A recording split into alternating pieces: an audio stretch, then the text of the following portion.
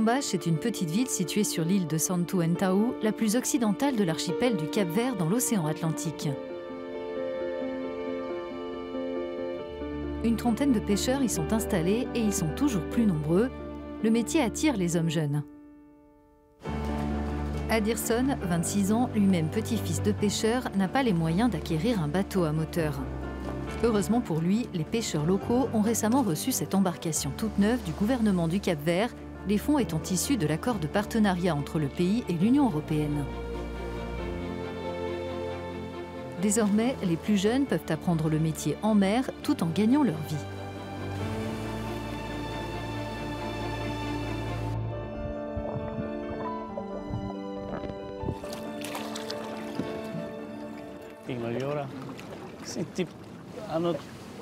Avec ce nouveau bateau, on peut aller plus loin en mer et attraper plus de poissons.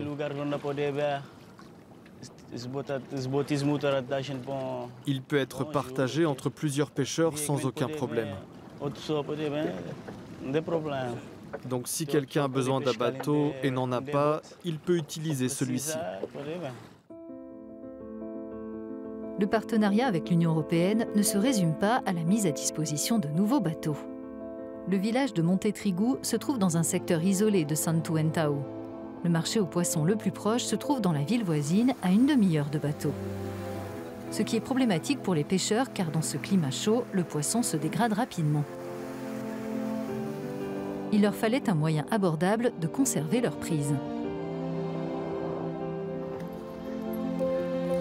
Si depuis l'Antiquité, le soleil est utile pour sécher les poissons, aujourd'hui c'est lui qui permet aux villageois de maintenir leur fraîcheur. Ils ont obtenu des machines à énergie solaire qui produisent de la glace bon marché pour le stockage à froid.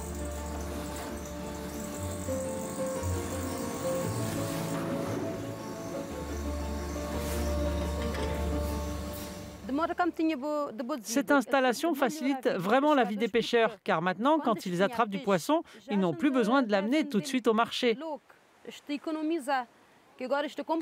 Ils peuvent stocker leur prise pendant 2 ou 3 jours et ensuite les transporter en une seule fois.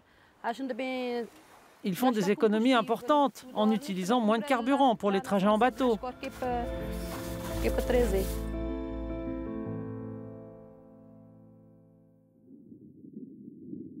Des centaines d'initiatives de ce type ont été rendues possibles grâce à cet accord selon lequel le Cap-Vert laisse les navires européens pêcher les stocks excédentaires dans sa zone économique exclusive.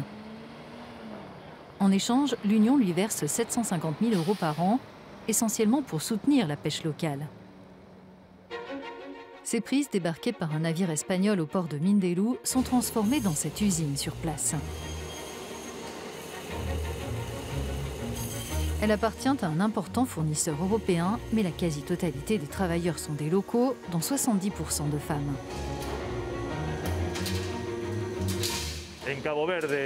Au Cap-Vert, on transforme du thon et d'autres produits de la mer, ce qui représente 2000 emplois directs. Nous sommes le premier exportateur du pays. Le poisson représente plus de 90% de la totalité des exportations du Cap-Vert. En tant qu'ancien ministre de la mer, Paulo Vega voit de nombreux avantages dans cet accord qui permettent à 69 bateaux originaires d'Espagne, du Portugal et de France de pêcher dans les eaux du Cap-Vert. Je pense que c'est du gagnant-gagnant.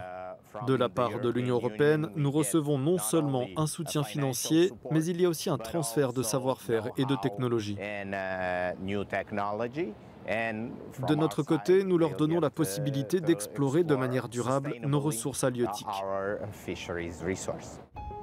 Ce partenariat n'est pas spécifique au Cap-Vert. Il fait partie des accords européens de partenariat dans le domaine de la pêche durable conclus avec différents pays. Ils restreignent la pêche autorisée en fixant des limites établies scientifiquement en vue de protéger la mer à long terme. Pour l'Union européenne, ces accords sont très importants, car ils contribuent à la bonne gouvernance des océans et à la durabilité du secteur de la pêche. Car tous les partenaires savent exactement quelles espèces peuvent être pêchées et en quelle quantité. Et il y a aussi un volet de surveillance et d'application des règles de pêche qui permet de lutter contre la pêche illégale.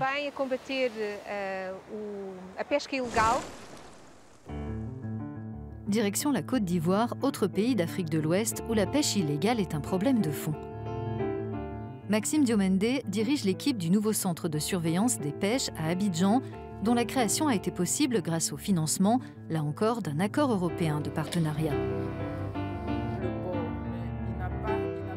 Grâce aux technologies satellites, Maxime et ses collègues contrôlent l'activité de tous les navires croisant dans les eaux ivoiriennes en temps réel et rapportent aux inspecteurs tout comportement suspect.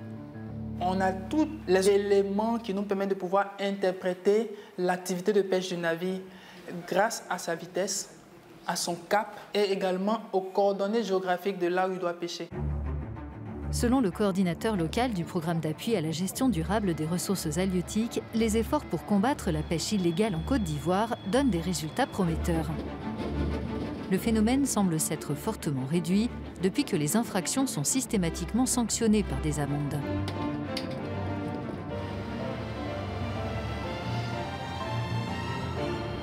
La Côte d'Ivoire bénéficie véritablement de cet accord, en ce sens que le centre de surveillance des pêches nous permet donc de surveiller les eaux. Et en plus de cela, nous avons un partenariat avec la Marine nationale qui nous permet de faire des missions de patrouille sur la zone économique exclusive.